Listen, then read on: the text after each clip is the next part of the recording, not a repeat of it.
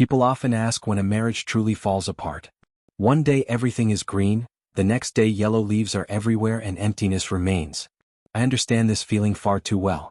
My name is Sebastian, I'm 52 years old, and I've been working as a landscape designer for over 20 years. I knew my wife Bridget longer than almost anyone else in my life. She's an ultrasound specialist at Chesapeake Medical Center.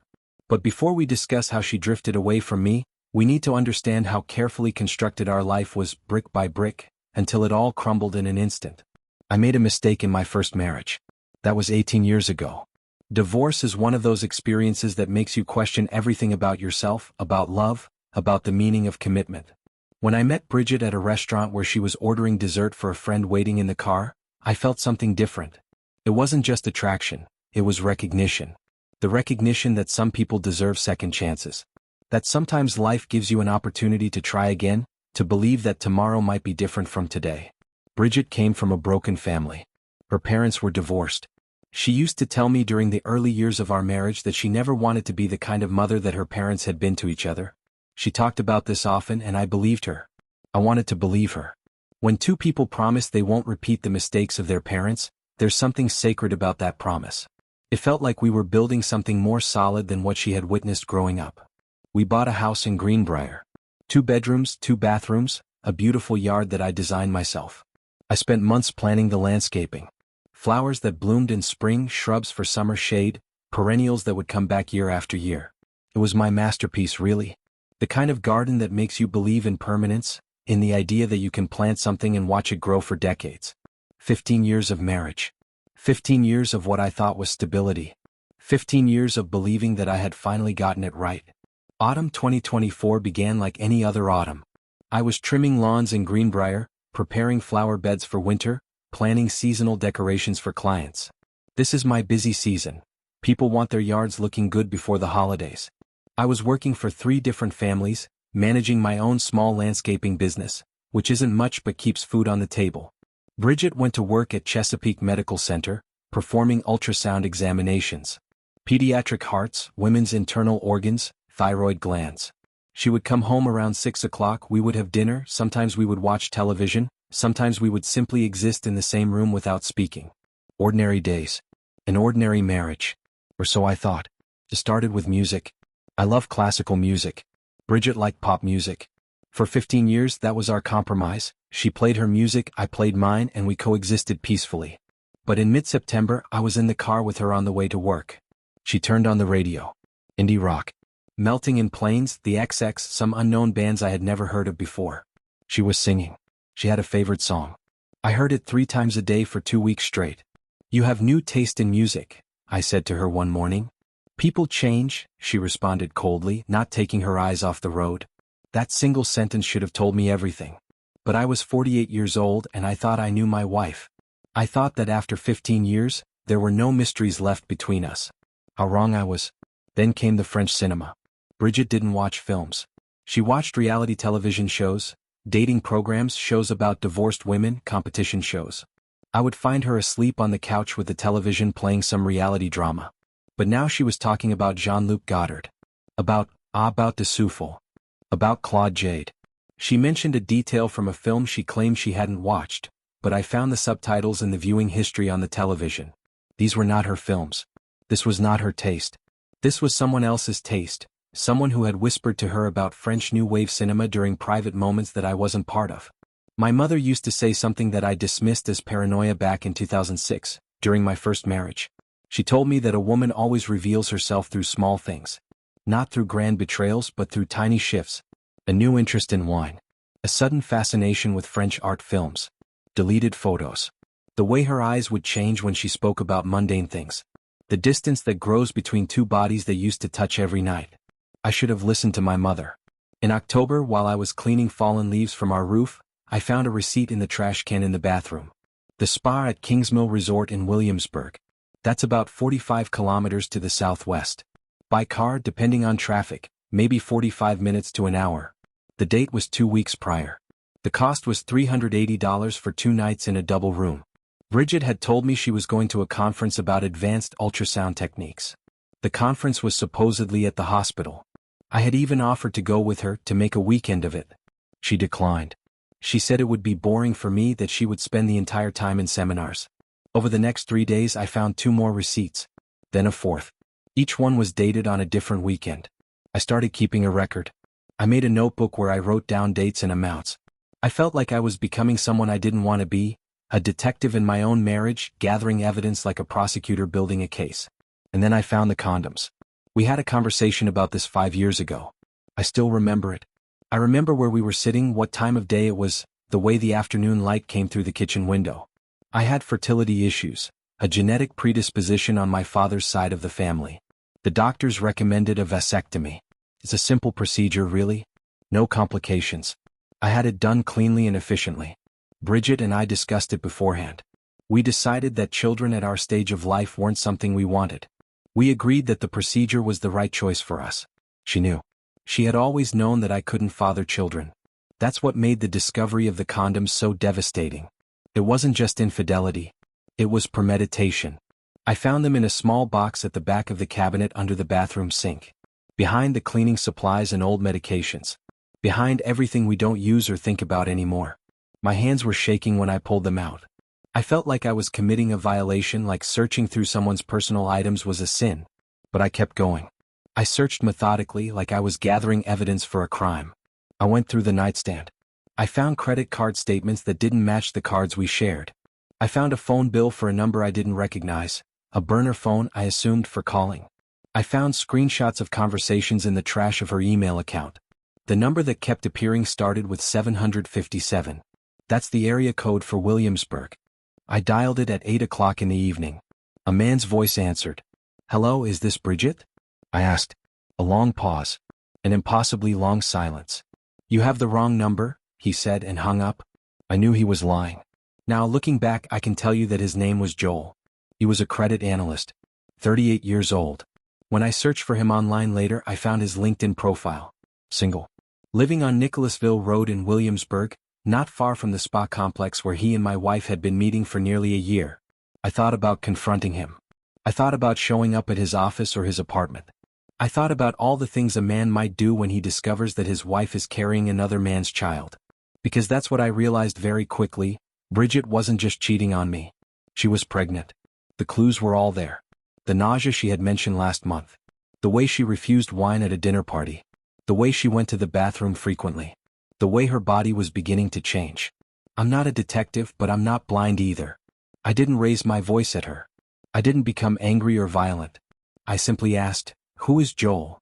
The color drained from her face. I watched it happen in real time. It was like watching a sunset in reverse. The color of her skin went from warm to pale to almost translucent. "How did you know?" she asked. Not, "I don't know what you're talking about." Not, "That sounds weird." Just a simple admission of guilt wrapped in a question. I told her about the condoms. About the receipts. About the music that wasn't her music. About the film she had never watched. About everything. She cried. She told me the story of how it started. They met in a park near the lake. Joel was jogging on one of the walking trails when Bridget was walking her friend Megan's dog. They started talking. They exchanged phone numbers. A week later they had coffee. A month later they were at the spa in Williamsburg. 10 months. She said it had been going on for approximately 10 months. 10 months during which I thought I knew my wife, during which I believed our marriage was intact and whole, during which I was designing gardens and planting flowers while my own life was being uprooted. But there was more. She confessed about Christopher, a colleague from the medical center. 2 years ago. A short affair lasting about 4 months. I had never suspected anything. Nobody had ever told me. It was like learning that someone else had been living in my house, that there was another version of my wife that I had never met. I walked to the kitchen and opened the refrigerator. I stared at the food we had bought together, the groceries we shared. Everything looked different to me now, as if infidelity had changed the color of ordinary things. I made myself a drink. Then another. I spent that entire night on the couch, staring at the ceiling fan I had installed in the living room years ago. The house we had bought together. The garden I had designed. The life we had built. All of it suddenly felt like a stage set, a temporary structure that was never meant to last. The next morning I called an attorney. Her name was Dorothy. She explained Virginia law to me with the kind of detached professionalism that only lawyers seem to possess. 50-50 property division. No compensation for emotional damages. No way to punish infidelity in the eyes of the court. Virginia is a no-fault divorce state, which means that the reasons a marriage ends are almost irrelevant to how it's divided. Bank statements will be useful in court if she claims unfair treatment, Dorothy advised. They show the financial impact of her activities. I gathered the bank statements. I pulled together receipts and credit card statements. I documented everything like a man preparing evidence for trial. There's one more thing, I told Dorothy during our second meeting. She looked at me expectantly. I explained that I had purchased diamonds through a jewelry dealer I knew. $15,000 worth. Not much in terms of weight, but enough for insurance. I had them appraised and stored. Dorothy's expression didn't change, but I could see the calculation happening in her eyes. That's an interesting strategy, she said carefully. I knew it wasn't particularly wise. But I was a man being robbed within his own marriage, and I was doing what I could to protect myself. I wasn't thinking clearly anymore. I was thinking like someone who had lost something irreplaceable and was trying to hold on to anything that remained. My brother Owen came to see me 3 days after Bridget's confession. My sister Pamela called that evening. They wanted to know why I wasn't seeking counseling, why I wasn't trying to make things work. They asked if we could attend family therapy sessions together. They suggested that people make mistakes, that marriages can survive infidelity. She's pregnant, I told them. The room went very quiet. From? Pamela asked. From Joel. Owen left the house without saying another word. Pamela made me tea, which I didn't drink. I drank something stronger instead. Bridget decided to have the baby. She told me this with a coldness I had never encountered before. She was 8 weeks pregnant when I discovered her infidelity, she explained. She had decided to keep the child. Joel, she said, was considering his options but ultimately had decided that he couldn't handle the responsibility. He wanted a clean break.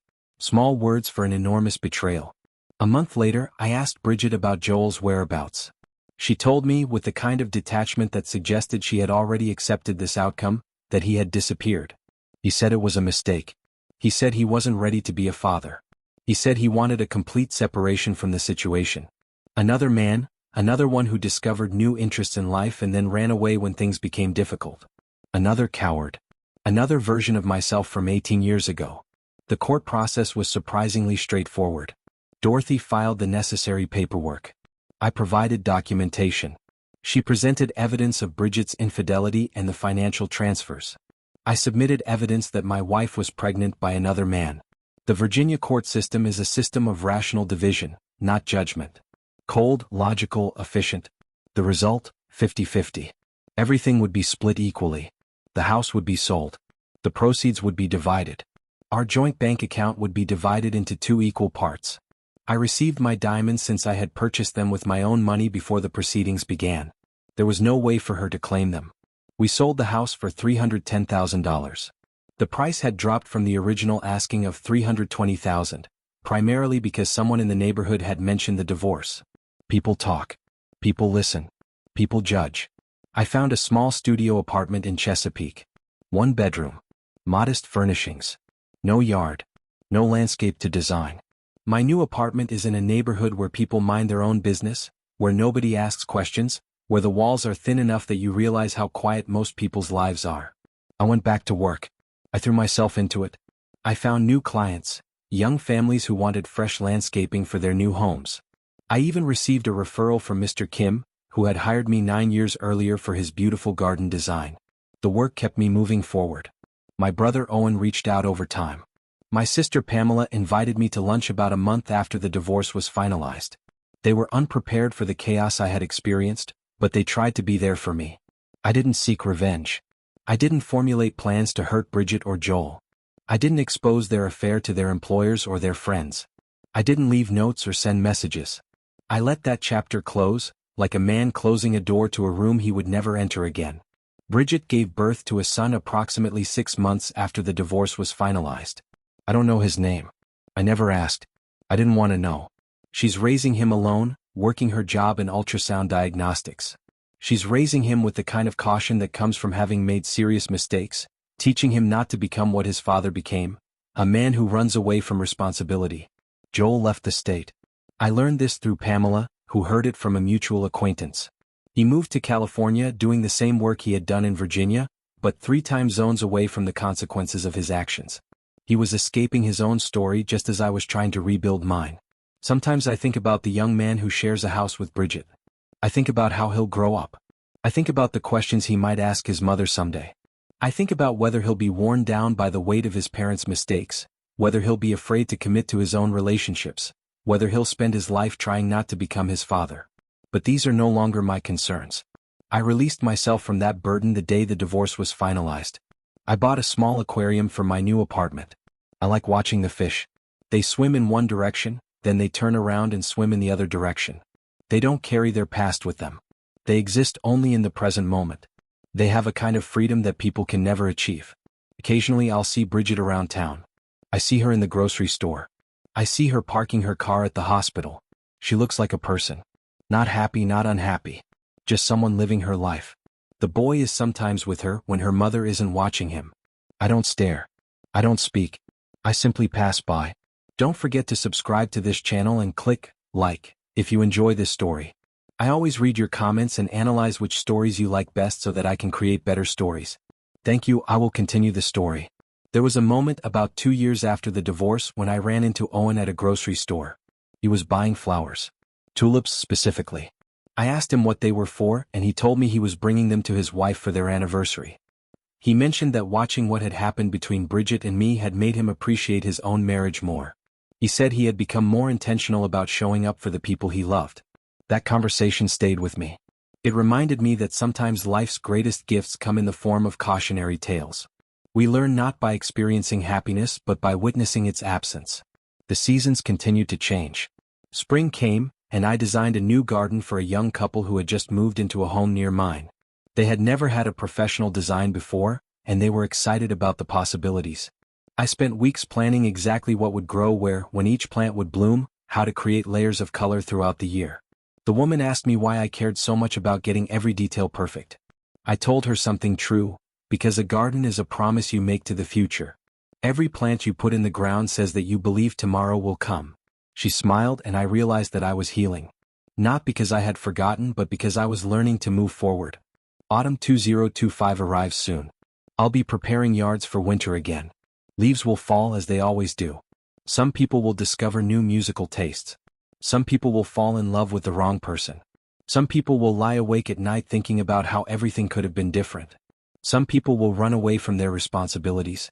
Some people will face the consequences of their actions alone. But I'm the kind of person who just lives. I've learned that betrayal doesn't define the person who was betrayed. It defines the person who committed the betrayal. I carry the memory of what happened, but I don't carry the weight of it anymore. The pain has transformed into something else. Not quite wisdom but perhaps experience. The knowledge that some things you build will fall apart, and that's not necessarily a tragedy. Sometimes it's just a rearrangement of the pieces, making space for something new. When people ask me about my failed marriage, I tell them the truth. I tell them that sometimes the person you love most is not the person you thought they were. I tell them that loyalty matters, but so does knowing when to let go. I tell them that the first marriage taught me about hope, but the second marriage taught me about acceptance. The world doesn't change based on our suffering. The sun rises and sets regardless of whether our hearts are broken. The seasons continue their rotation. Gardens grow and fade. People make choices that destroy other people's lives, and then those destroyed people have to decide whether they'll spend the rest of their existence in the ruins or whether they'll start building something new. I chose to build. There's a saying in the landscaping business: you can plant something and it will grow. But you can also plant something and it will die. Either way, the next season you get to plant again. You get another chance. You get to decide what kind of garden you want to create. That's what I've learned from everything that happened. We're all just gardeners of our own lives. And sometimes, the most important thing you can do is clear away the dead plants and start over. Thank you for watching this video. YouTube may no longer suggest my channel to you, so subscribe to it to receive new interesting stories. You will also help the channel grow and improve the quality of its content. The screen now displays a playlist with other interesting stories that you can listen to. You can also write in the comments what stories you would like to see on the channel.